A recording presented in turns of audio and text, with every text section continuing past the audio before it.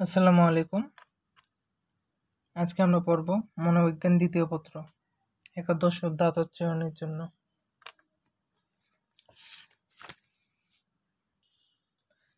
কিছুদিন অ্যানালাইসিস করার পর আজকে দ্বিতীয় পত্র নিয়ে আলোচনা করব। এর আগের ভিডিওতে আমরা প্রথম পত্র নিয়ে আলোচনা করছি এবং গুরুত্বপূর্ণ ইম্পর্ট্যান্ট টপিকগুলো বিশ্লেষণ করছি। যাদের যাদের প্রথম পত্র নিয়ে সমস্যা তারা অবশ্যই প্রথম পত্রের ভিডিওটা দেখে আসবেন, আমার চ্যানেলে আপলোড করা রয়েছে। দ্বিতীয় পত্র নিয়ে আজকে আমরা দেখব লিঙ্গ নির্ধারণ, বংশগতি, শরীরবৃত্তি, বন্য পরিবেশ, মানব শিশু ও ফেরেল মানব পরিবেশ, সামাজিক বিকাশ, দুর্নীতির শ্রেণীবিন্যাস, দুর্নীতির প্রভাব ও প্রতিকার, ইভটিজিংয়ের কারণ, ইভটিজিং প্রতিরোধ উপায়। আজকে সর্বপ্রথম আমরা শুরু করব লিঙ্গ নির্ধারণ দিয়ে। চলুন দেখা যাক পৃষ্ঠাটি। লিঙ্গ নির্ধারণ একথা সর্বজনন স্বীকৃতি সত্য যে পিতার ঐরাসে মাতার গর্ভে সন্তান জন্ম লাভ করে, কিন্তু এই সন্তান দুই ধরনের হতে পারে, ছেলের অথবা মেয়ে। সন্তানের এই লিঙ্গভেদ কিভাবে হয়, কেন হয় ইত্যাদি প্রশ্ন প্রায়ই আমাদের মনে জাগে।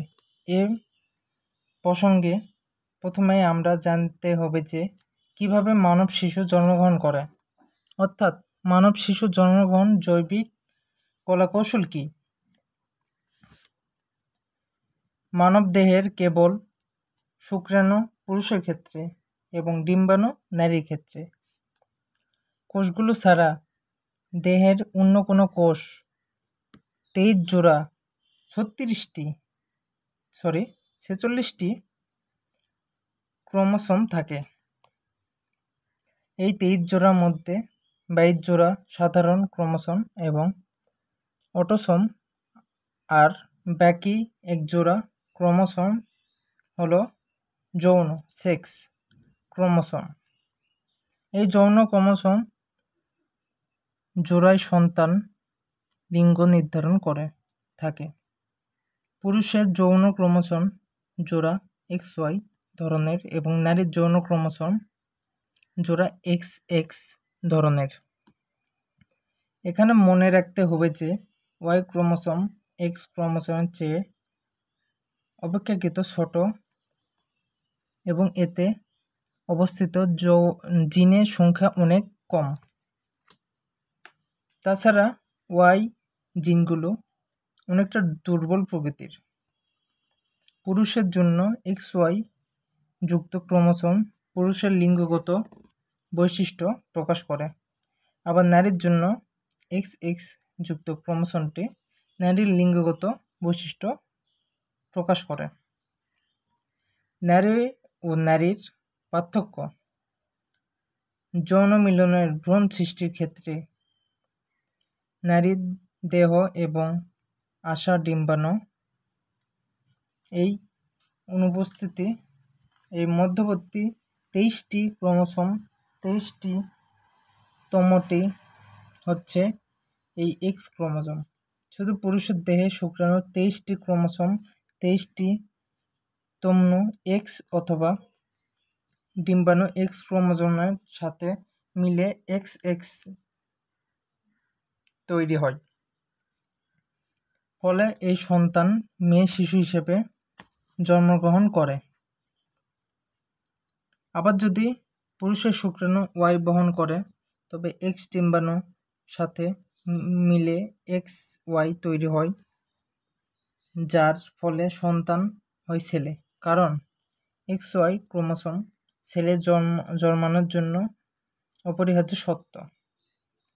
এভাবে দেখা যায় যে কোনো মানব সন্তান ছেলে হবে না মেয়ে হবে তা নির্ণয় করে পুরুষের কাছে থেকে আসা যৌন ক্রোমোসোম প্রকৃতির এক্স বা ওয়াই এর উপর। আগে বলা হচ্ছে যে এক্স ক্রোমোজোম ওয়াই ক্রোমোজোমের চেয়ে অধিক শক্তিশালী, কারণ এটি অধিক হয়ে বংশগত উপাদান বহন করে, আর এ কারণে মায়ের দেহের বংশগত রোগ পিতার দেহে বংশগত রোগের চেয়ে অধিক হারে সন্তানদের মধ্যে প্রকাশ পায়। তবে কোনো কোনো ক্ষেত্রে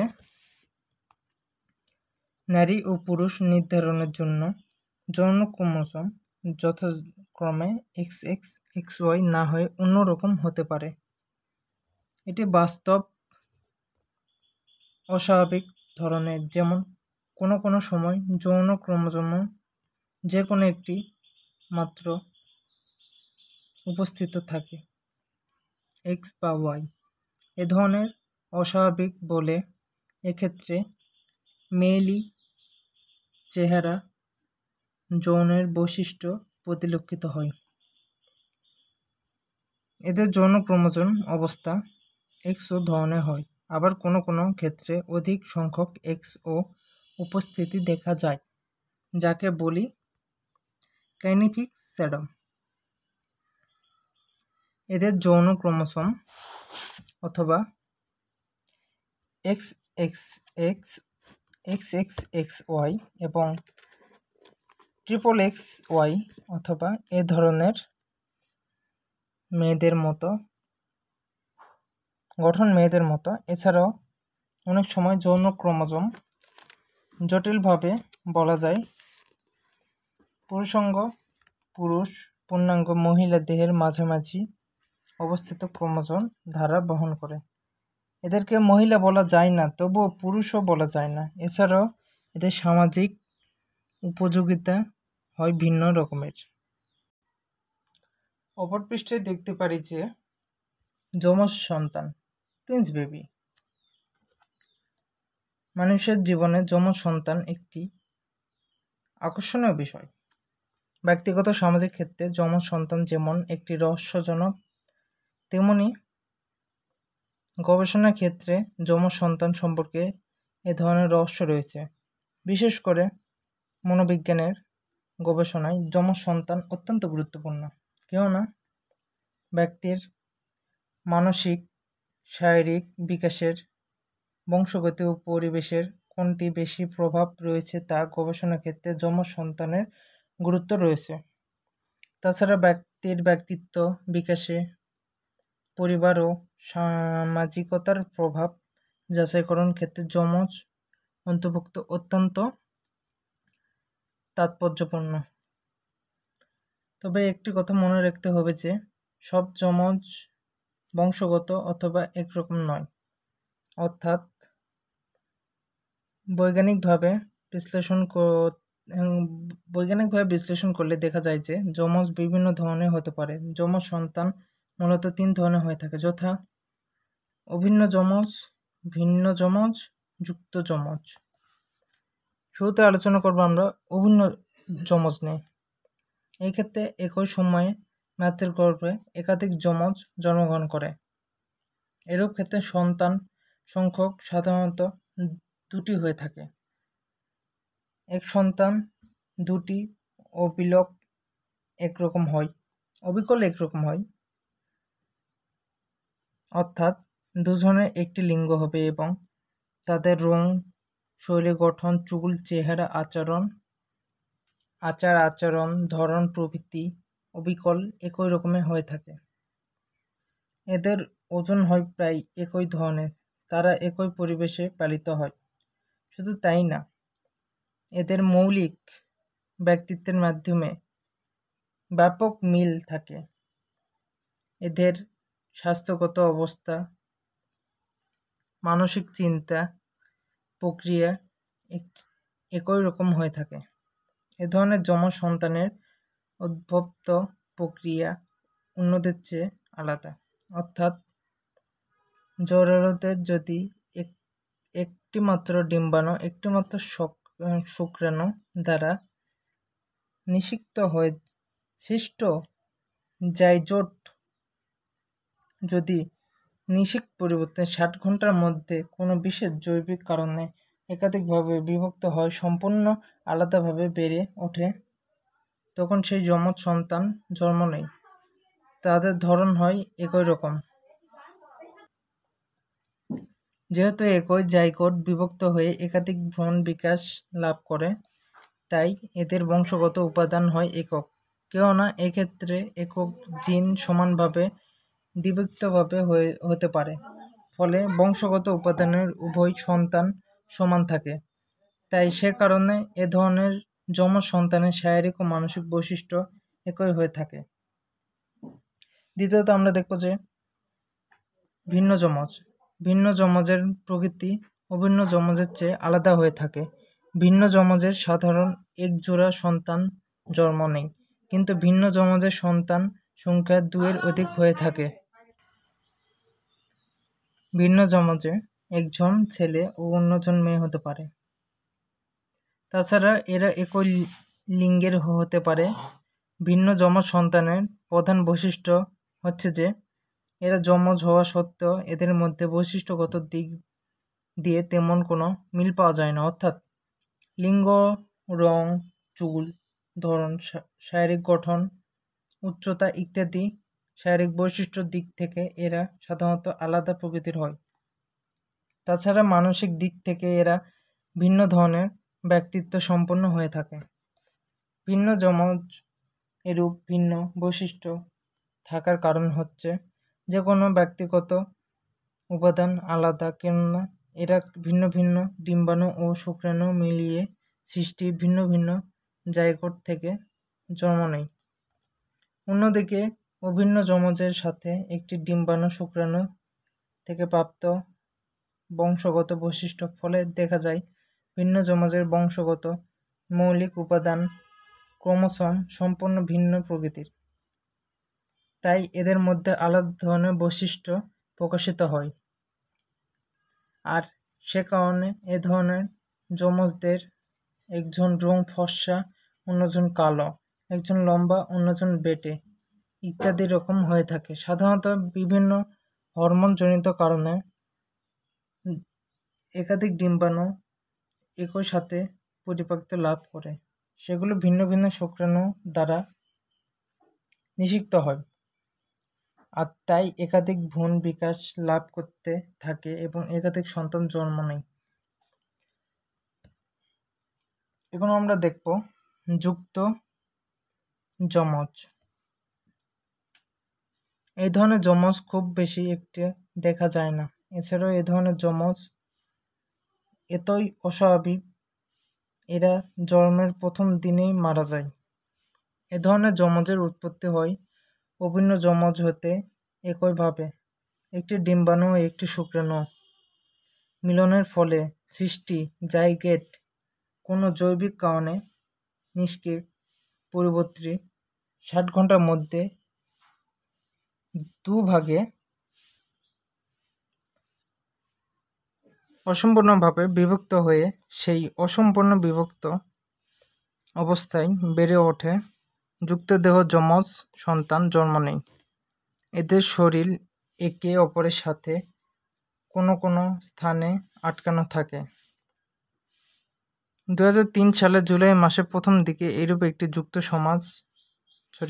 যুক্ত যমজ মেয়ের উপর একটি বায়োবাচক শল্য চিকিৎসা পরিচালনা করেন সিঙ্গাপুরের ডাক্তারেরা। এই যুক্ত যমজ মেয়ে দুইটির নাম ছিল লালেহ ও লালাত। বয়স 29। তারা ছিলেন ইরানের অধিবাসী। তারা তাদের মাথার খুলির মাধ্যমে যুক্ত ব্যবস্থা ছিলেন। এই মাথার খুলি কেটে আলাদা করার সময় তারা দুঃখজনকভাবে মারা যায়। এরকম যুক্ত যমজের উদাহরণ আরও অনেক পাওয়া যায়। প্রকৃত যুক্ত যমজ আসলেই যুক্তভাবে থাকা এক ধরনের অভিন্ন যমজ। সন্তানের দৈহিক বিকাশে তার ব্যক্তিগত বংশগতি, পরিবেশ কোনটির প্রভাব বেশি তা জানার জন্য বিভিন্ন সময় যমজ সন্তানদের উপর গবেষণা পরিচালনা করা হয়েছে। এই ক্ষেত্রে যেসব সন্তানের উপর পর্যবেক্ষণ পরিচালন করা হয়, যারা অভিন্ন যমজ সন্তান, তাদের বংশগত উপাদান প্রায় অভিন্ন। অর্থাৎ কোনো কোনো ক্ষেত্রে দেখা যায় যে যমজের পারস্পরিক বিভিন্ন সামাজিক কারণে এরা আলাদাভাবে বড় হয়ে থাকে, ফলে এদের সামাজিক পরিবেশ থেকে ভিন্ন রকমের অতএব পরিবর্তনের সময় এদের ব্যক্তিত্ব বিকাশ বিভিন্ন গুরুত্বপূর্ণ পার্থক্য ধরা পড়ে। তাহলে বুঝতে হবে এদের হয়েছে তাদের ভিন্ন ভিন্ন সামাজিক পরিবেশ প্রভাব। মনোবিজ্ঞানে বারবার বাক্স বহু সংখ্যক যমজ শিশুর উপর পর্যবেক্ষণ পরিচালন করে, যারা এবছর বয়সের মাধ্যমে ভিন্ন পরিবেশে বসবাস করতে শুরু করে। নিজ পিতামাতা বৃদ্ধাঙ্গ এবং এসব শিশু বুদ্ধাঙ্গ, আবার পালিত পিতামাতার বুদ্ধাঙ্গ এবং তাদের পালিত সন্তানের বুদ্ধাঙ্গ ইত্যাদি তুলনামূলক পর্যবেক্ষণ করে। এদের উপর বংশক্রমে যেমন প্রভাব রয়েছে, তেমনি পরিবেশের প্রভাবও অস্বীকার করা উপায় নেই। এই গবেষণায় দেখা যায় যে বৃদ্ধাঙ্গের ভিন্নতার জন্য গৃহ পরিবেশ 17% দায়ী। পিতামাতার বুদ্ধিমত্তা তাদের সন্তানের বুদ্ধিমত্তা বৃদ্ধিতে 33% প্রভাব বিস্তার করে। আবার সন্তানের বুদ্ধিবৃত্তির বিকাশে বংশগতির প্রভাব মোট 75% থেকে 80%। অর্থাৎ 1935 সালে মার্কিন যুক্তরাষ্ট্রের মিলিটারি পরিচালক এই গবেষণায় এ ধরনের সিদ্ধান্ত উপনীত হয়েছে। লিহি নামে এক গবেষক, আবার ফ্রিমাস হাইজিং মিলেস 1977 কয়েক যমজ সন্তানের উপর এ ধরনের গবেষণা পালন করে। তাদের মতে ভালো পরিবারের যত্নের সঙ্গে পালিত হয়ে দাম্পত্য সন্তান নিজ পরিবারের চেয়ে অনেক বেশি উন্নত হয়। তবে বংশ পরিবর্তনের প্রভাবও পরিবেশের চেয়ে কম নয়, অর্থাৎ দুইটির প্রভাব প্রায় সমান। এই অধ্যায়টি অনেক গুরুত্বপূর্ণ। লিঙ্গ নির্ধারণ এটি একটি গুরুত্বপূর্ণ বিষয়। চ্যাপ্টার 2 এর জন্য সকলে পড়বা, ইনশাল্লাহ পরীক্ষাতে কমন আসবে।